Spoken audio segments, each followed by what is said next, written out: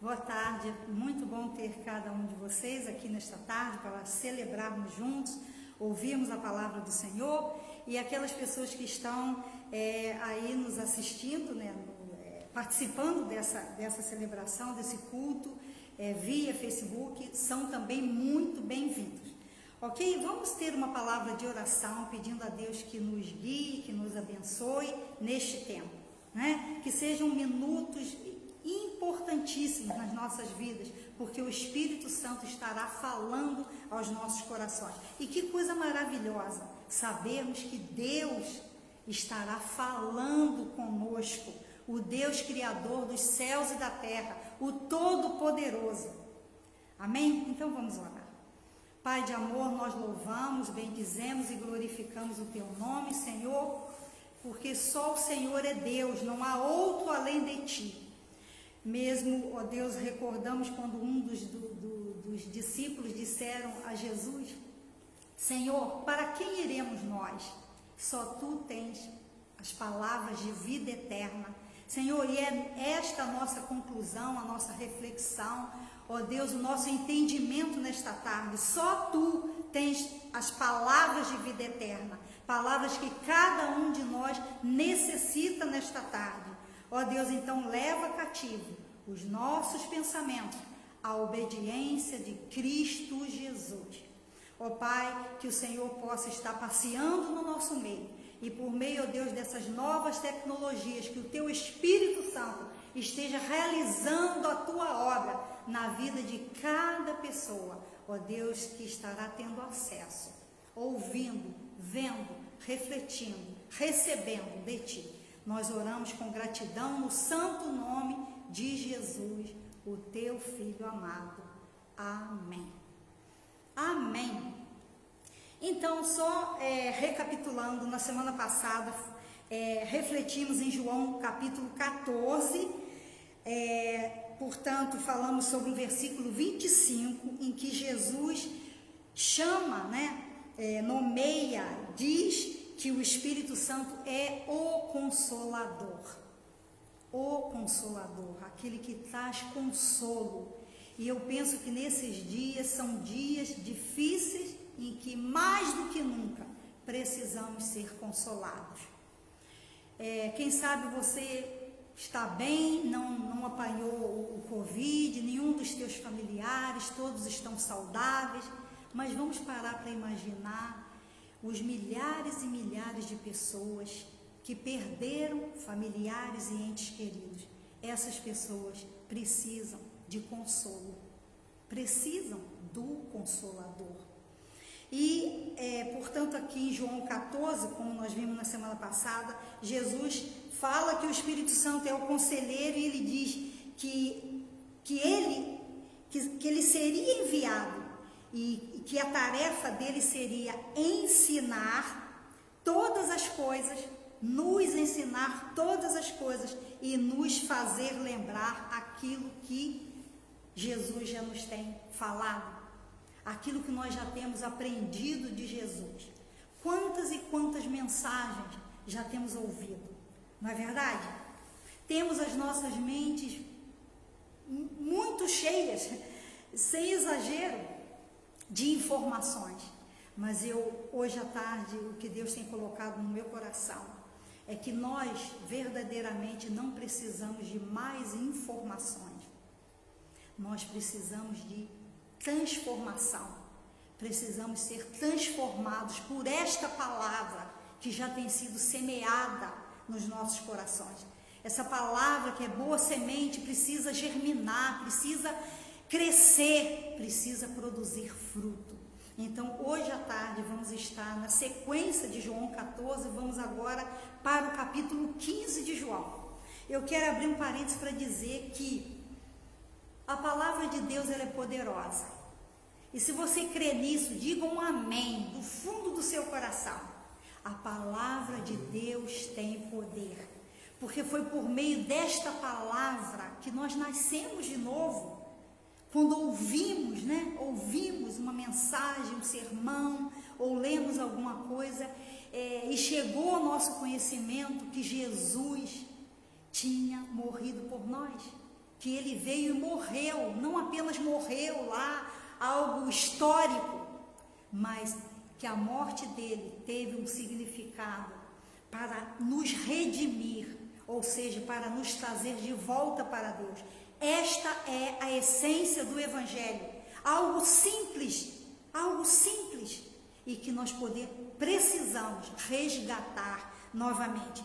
E eu quero dizer que João capítulo 15, bem pode ser que você já tenha ouvido muitas, inúmeras mensagens nesse texto, mas saiba, como eu disse anteriormente, a palavra de Deus tem poder. E hoje, nesta tarde, ao ouvir novamente esse texto, a minha oração é que o Espírito Santo de Deus possa abrir, os nossos ouvidos espirituais, os nossos olhos espirituais, para que nós possamos receber essa palavra, e que essa palavra produza fruto em nós. Amém? Então vamos à leitura. Se você tem a sua Bíblia, abra, ou o livro, ou no seu celular, no seu telemóvel, mas abra para você acompanhar. Diz assim, Jesus dizendo: eu sou a videira verdadeira, e meu Pai é o agricultor. Todo ramo que estando em mim não dá fruto, ele corta, e todo o que dá fruto, ele poda, para que dê mais fruto ainda. Vocês já estão limpos pela palavra que lhes tenho falado. Permaneçam em mim e eu permanecerei em vocês. Nenhum ramo pode dar fruto por si mesmo, se não permanecer na videira. Vocês também não podem dar fruto, se não permanecerem em mim. Uma palavra muito clara, muito objetiva, mas se não estivermos abertos para que esta palavra desça do nosso entendimento, das nossas mentes até os nossos corações, se ela permanecer só aqui, é meramente informação. Mas a realidade é que Deus deseja que essa palavra, como nós dizemos no Brasil, a ficha precisa cair. A ficha precisa cair. Precisamos olhar para essa palavra e verdadeiramente crer que Deus está nos dando um recado, e que esse recado é muito importante, e que esse recado é urgente. É algo que Deus deseja realizar em nós, e Ele tem pressa. O Espírito Santo de Deus tem pressa em fazer a sua obra, em fazer a obra de Deus nas nossas vidas. Sabe por quê? Eu já tenho falado isso muitas vezes. Porque Jesus está voltando. Comece a levar isso a sério. Comece a ponderar nisso, a refletir nisso, e que isso crie em você uma motivação para aplicar a palavra de Deus na sua vida. É o que todos nós necessitamos. Amém? Então, eu quero, portanto, avançar aqui. No versículo 2, ele diz assim, olha só, interessante, eu fiquei meditando, orando e lendo, relendo, lendo de novo. Ele diz no verso 2, todo ramo que estando em mim não dá fruto, ele corta. E eu comecei a perguntar, Senhor, como é isso? Todo ramo que, estando em mim não dá fruto, ele corta. E sabe qual foi a pergunta que eu fiz a Deus? A Jesus? Eu perguntei, Senhor, como é possível estar em ti e não dar fruto? Como é possível? Como é que isso se processa? E, gente, eu estou meditando nessa palavra já uma semana. Uma semana que eu estou lendo, relendo e orando e buscando discernimento e revelação da parte de Deus. E Deus é tão misericordioso que Ele, no momento certo, Ele abre o nosso entendimento e fala conosco. Ele fala. Então, o estar em mim significa estar, mas não obedece. Ele diz, estando em mim, não dá fruto. Por que não dá fruto? Porque está, mas não está. Está, mas não obedece. Está, mas não cumpre o propósito para o qual Deus tem chamado. E Deus fala conosco através da palavra. Não, todo filho de Deus ouve a palavra de Deus. Jesus disse: as minhas ovelhas ouvem a minha voz. Então, quem é ovelha ouve a voz do pastor. Agora, o ouvir muitas das vezes fica só no ouvir, mas não obedece. Então, o que acontece? Caímos nesse versículo, João 15:2, todo ramo que, vírgula, estando em mim, não dá fruto, ele corta. Então, gente, amados e queridos irmãos, cada dia eu sinto isso mais forte na minha vida, a necessidade de nos voltarmos para Deus, a necessidade de abrirmos a palavra, de lermos a palavra, de buscarmos, de orarmos e dizermos: Deus, em que eu preciso mudar? O que o Senhor está, para onde o Senhor está me guiando? E nós já temos falado já há várias semanas sobre o Espírito Santo, a obra do Espírito Santo, aquilo que Ele deseja fazer nas nossas vidas, deseja fazer em nós e através de nós, porque uma obra precisa ainda ser realizada. Jesus disse aos discípulos: olha, trabalhar enquanto é dia, porque a noite vem, quando não se poderá fazer mais nada. E nós estamos caminhando para esse tempo de noite, né? Em que a porta da graça estará fechada, vai se fechar, não vai permanecer aberta para sempre. Então preste atenção nisso, né? Acorde no nome de Jesus, igreja, acorde no nome de Jesus. E o estar em Jesus, o estar na videira e não dar fruto, isso pode acontecer por N razões. Eu dei apenas duas aqui: não obedecer e não cumprir o propósito para o qual Deus nos tem chamado. Mas deixe que o Espírito Santo fale ao seu coração e que Ele revele a você, que Ele lance luz, né, na sua vida, e que você possa entender aonde precisa ser a mudança que precisa haver, né? Em que área da vida precisa haver mudança. Mas no versículo 3, ele diz assim: vocês já estão limpos pela palavra que lhes tenho falado, né? E quando ele fala, aliás, ainda no versículo 2, quando ele diz que aquele que dá fruto, ele poda para que dê mais fruto ainda. E então poderíamos pensar: mas o que é esse fruto? E há muitos que pensam: produzir fruto é ganhar almas para Jesus.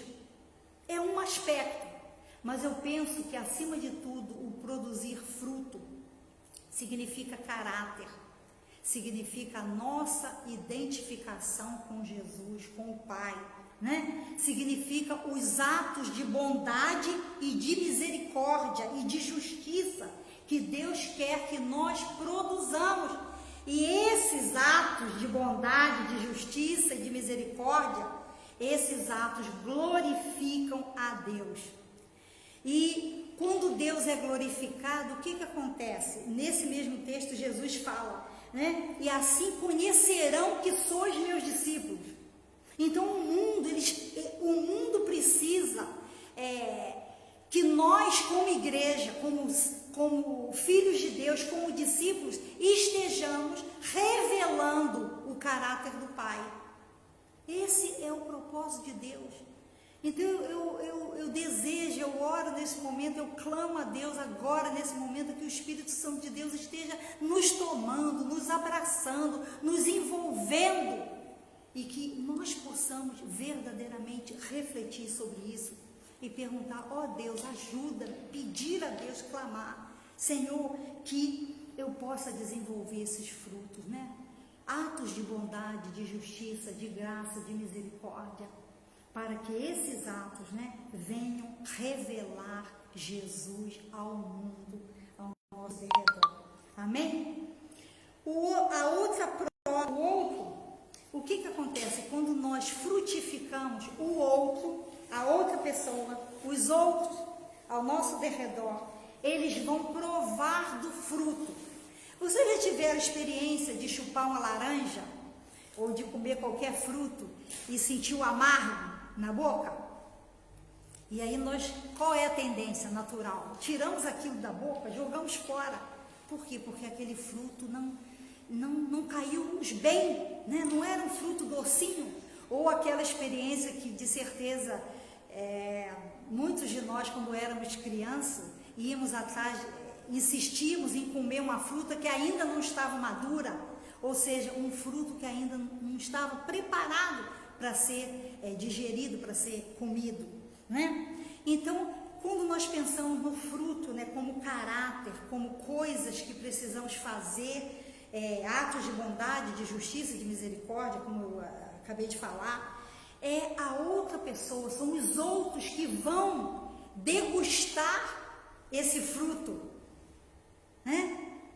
As pessoas que estão ao nosso derredor, elas vão tomar deste fruto, e Deus deseja que esse fruto sirva de quê? De alimento para quem estiver ao nosso derredor. Então vamos parar para pensar que há pessoas que precisam de um ato de bondade nesses dias. É um fruto que o Espírito Santo deseja, né, gerar e produzir em nós. Justiça. Então, cada vez que nós agimos dessa maneira, nós revelamos o caráter de Deus. E as outras pessoas ao nosso derredor são abençoadas. É isso que nós vemos lá em Gálatas 5:22, né? A relação, né? A lista do fruto do Espírito, né? Um fruto, mas que se apresenta com várias características, não é? Jesus não tem outros pés além dos nossos, para ir onde Ele quer ir, onde Ele deseja chegar. Jesus não tem outras mãos além das minhas e das tuas, para realizar o bem que Ele deseja realizar. E vai ser através das nossas vidas, das nossas mãos, que nós vamos poder tocar em alguém. Abrindo um parênteses, estamos a viver esse tempo, né, de pandemia, em que não podemos abraçar, não podemos tocar, temos que manter 2 metros de distância, né, o distanciamento, mas eu creio que isso vai passar. Então, que o Espírito Santo de Deus esteja fazendo essa obra linda e maravilhosa em nós, né, para que nós possamos entender que Jesus verdadeiramente não tem outros pés, outras mãos além dos nossos.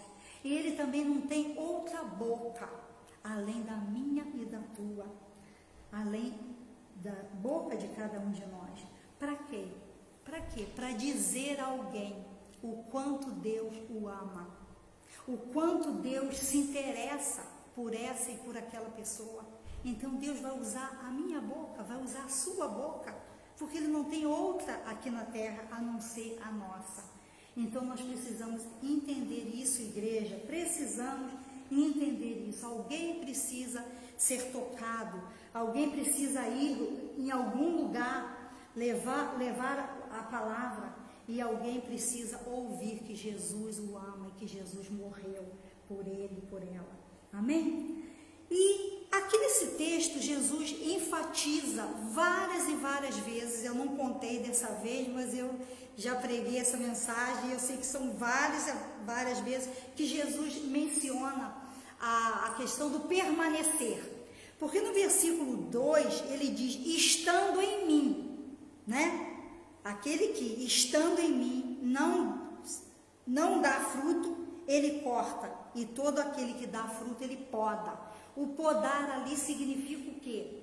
Cortar aquele galinho seco. Eu esses dias estive a fazer jardinagem, eu tenho um jardinzinho atrás de casa, na parte de trás, e estivemos ali a podar, né? E a gente vai e corta o quê? Aquele galinho que está seco, que está sem vida. E ao tirar aquele galhinho seco, ao limpar, né, aquela folhagem, aquela planta, isso faz com que ela ganhe o que? Força, né? Aqueles galhos que ali estão ficam mais fortes e vão lá no fundo buscar o que? A seiva, lá na raiz, lá na raiz. E é isso que Jesus faz conosco. Ele vem na nossa vida, ele olha, o Espírito Santo lança a luz. E aí, quando nós temos luz, nós entendemos aquilo que nós precisamos abandonar e aquilo que nós precisamos buscar de Deus, aquilo que nos falta e que nós precisamos buscar. E o que acontece? Ao fazermos isso, nós crescemos e ficamos fortes, porque o Espírito Santo vai mostrando, vai revelando. Isso é algo que ele faz todos os dias, constantemente na vida de cada um de nós. E ele diz aqui, portanto, que é necessário para produzir o fruto, para ter esse relacionamento de intimidade com Deus, precisamos permanecer nele. E esse texto Jesus fala muitas e muitas vezes: permaneçam em mim e eu permanecerei em vocês. Versículo 4.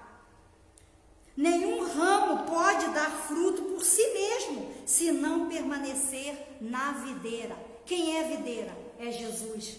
Ele é a videira. Ele é a videira verdadeira. Ele disse: vocês também não podem dar fruto, se não permanecerem em mim.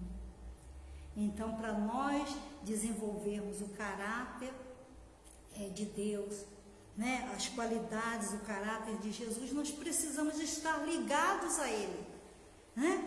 Precisamos estar ligados a Ele. E quanto mais próximos nós andamos de Jesus, quanto mais tempo nós gastamos com Ele, nós ficamos parecidos com Ele. Essa que é a realidade. E aí eu quero abrir aqui um parêntese para dizer uma palavra agora de exortação e de alerta. Tenha critérios com as amizades, as pessoas com quem você passa muito tempo. Essas pessoas estão a te aproximar de Deus, da palavra de Deus. Essas pessoas têm sido um estímulo para o teu crescimento e desenvolvimento espiritual? Se a sua resposta é sim, então você está acompanhado de boa gente, né? De boas pessoas e pessoas que vão te ajudar no teu crescimento espiritual. E se a tua resposta é não, ou se você tem alguma dúvida, então receba esse alerta, né? Seja seletivo com as amizades. Isso é também muito importante, muitíssimo importante. Permanecer em Jesus, essa é a condição para dar fruto. Precisamos permanecer nele, porque ele disse: sem mim nada podeis fazer. E qual é a recompensa para aqueles que permanecem? É uma boa pergunta, né? Mas qual vai ser a minha recompensa? Qual vai ser o meu ganho nisso? O que eu vou ganhar, né, em permanecer? No versículo 7, Jesus fala uma coisa aqui muitíssimo séria. Ele diz assim, importante, né? Se vocês permanecerem em mim, é uma condição. Se vocês permanecerem em mim e as minhas palavras permanecerem em vocês, olha só, vírgula, pedirão o que quiserem. Oh, glória a Deus, aleluia! Olha o que Jesus está dizendo, olha que recompensa. Se eu permanecer nele e ele permanecer em mim, ele diz, ele afirma, ele faz essa promessa: olha, pedirão tudo o que quiserem e vos será feito. E é lógico que esse nível de intimidade, de relacionamento com ele, vai nos dar o quê? Capacidade de discernir aquilo que nós devemos pedir. Não vamos pedir qualquer coisa, vamos pedir aquilo que glorifica o nome de Deus. Por quê? Porque estamos ali ligados na videira, estamos permanecendo nele, na palavra dele. e Ele está permanecendo em nós. Então, isso dá a Jesus, né, a condição, a possibilidade, não possibilidade, porque Ele pode tudo, mas dá a Ele essa certeza, né? Ele se sente seguro de dizer, olha, se você permanecer em mim e eu permanecer em você, você pode pedir o que você quiser, porque eu tenho confiança que você não vai pedir nada que seja contrário à minha vontade, à minha palavra. Que coisa maravilhosa! Essa é uma grande recompensa, né? Pedirão o que quiserem e lhes será feito. É lógico que aqui temos que entender também que Deus vai nos dar, segundo a vontade dEle, Ele vai nos dar no tempo dEle. E se nós permanecemos nele, nós vamos ter condições e maturidade para discernir o tempo. Vamos entender que quando Deus diz espere, é para eu permanecer firme, é para eu confiar que no tempo dele Ele vai me atender. E aqui outra coisa muito interessante para nós terminarmos essa reflexão desta tarde, está no versículo 11, que é algo que nós também muito necessitamos e muito buscamos de Deus. Está escrito aqui assim, olha, versículo 11: tenho-lhes dito essas palavras, para que a minha alegria esteja em vocês. A minha alegria esteja em vocês. E ele diz, e a alegria de vocês seja completa. Eu fiquei ali, tempos ali, a imaginar e a beber dessa palavra e a imaginar, Senhor, quantas vezes nós vamos atrás de uma alegria tão fútil, de uma alegria tão temporária, tão passageira, e achamos até que alegria, uma alegria que pode estar em nós e que pode trazer um certo prazer, é baseada em coisas que podemos ter, em coisas materiais. Se eu tiver isso, eu vou estar alegre, né? Se eu conseguir comprar aquele equipamento, aquele carro, isso e aquilo outro, e nós colocamos a nossa alegria em coisas. Mas, gente, não é isso. Alegria e alegria que permanece é Deus. E às vezes podemos ter na nossa mesa não uma comida muito deleitosa ou um prato muito sofisticado, às vezes vai ser um arroz com ovo, um arrozinho branco com ovo. Oh, que coisa preciosa! E o nosso coração vai estar cheio de alegria. Não precisaremos de muitas coisas para nos sentirmos alegres. Sabe por quê? Porque se permanecer em Jesus dá-nos esta promessa, né? Ele diz, olha, tenho-lhes dito estas palavras para que a minha alegria esteja em vocês e a alegria de vocês seja completa. Então é aquela alegria que preenche, não é uma alegria circunstancial, não é uma alegria que é passageira, mas muitas das vezes vai ser uma alegria que mesmo passando por dificuldade, você vai estar alegre. Mas como que é isso? É possível, porque eu já tenho experimentado isso na minha vida, de estar a passar por grandes lutas, mas aqui dentro, ter uma alegria, uma paz, uma alegria. Amém? O mundo precisa saber e ver que somos discípulos de Jesus. É o que também está escrito aqui. Ao darem fruto, assim vocês serão reconhecidos, assim saberão que sois meus discípulos. Para terminar, permanecer significa ficar firme. É criar raiz, né? É criar raiz. Voltando assim rapidamente dando uma ilustração da jardinagem, sabe que eu descobri agora essa semana que existe uma maneira muito fácil de saber o que é uma planta e o que é uma erva daninha. Agora vão rir, podem rir, mas olha, isso é sério. A erva daninha, você faz assim, puxa, ela sai muito rápido. Mas a planta, você vai para arrancar e ela tem raiz. Olha como é que a natureza nos ensina. E eu, ao preparar isso durante essa semana, o Senhor falou muito comigo. Fazendo jardinagem, o Senhor falou comigo sobre a poda, sobre a raiz, sobre as ervas daninhas. E a erva daninha é isso, você mete lá a mão, ela vem fácil, aí você diz, erva daninha, não tem raiz. Meu amado, meu querido irmão, irmã, Deus quer que nós permaneçamos em Jesus, na palavra de Jesus, buscando a vontade de Jesus. Então, permanecer é ficar firme, é criar raiz, custe o que custar. Está doendo, está difícil, você está chorando, mas não desanime, porque nós estamos na reta final.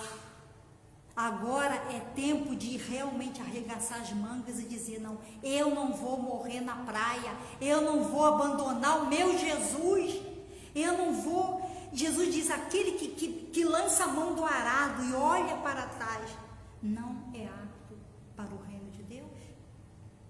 Então Deus quer olhar para nós individualmente como igreja, que nós sejamos achados, né, no ponto de vista de Deus, como alguém que lançou a mão do arado e segurou nele, e está disposto a ir até o fim.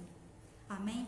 Que Deus abençoe você poderosamente e te dê uma semana de paz. Eu quero orar, né? Eu quero orar agora. Nós aqui também, como igreja local, vamos estar intercedendo e clamando e pedindo que o Espírito Santo faça a obra na sua vida, na vida de cada um de nós. Pai, nós louvamos o teu nome, porque a tua palavra não voltará para ti vazia.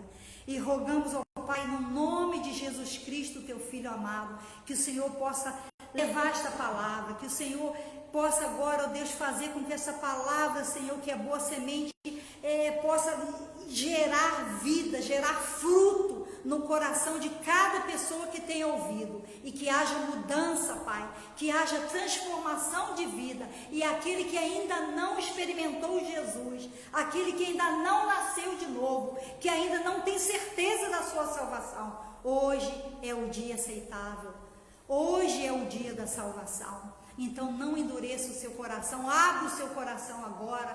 Você pode orar esta simples oração juntamente comigo e dizer: Senhor Jesus, eu reconheço que sou pecador, eu te aceito como meu Salvador, eu te peço, Jesus, que entre no meu coração e me limpes de todo o pecado, me perdoes de todo o pecado.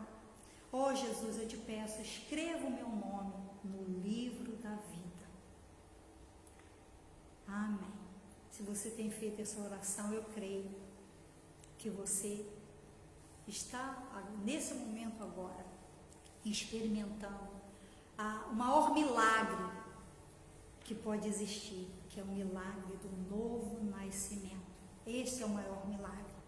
E eu oro que o Senhor esteja te dando crescimento espiritual e esteja abençoando. Senhor, abençoa cada um de nós, aqueles que já são filhos amados do Senhor. Eu oro também por aqueles que estão afastados, que estão frios na fé. Ó Deus, renova neste momento, que o Espírito Santo possa falar a cada coração, nos despertar, nos sacudir, Senhor, para que nós possamos, ó Deus, realmente frutificar para a glória do teu nome e permanecermos firmes.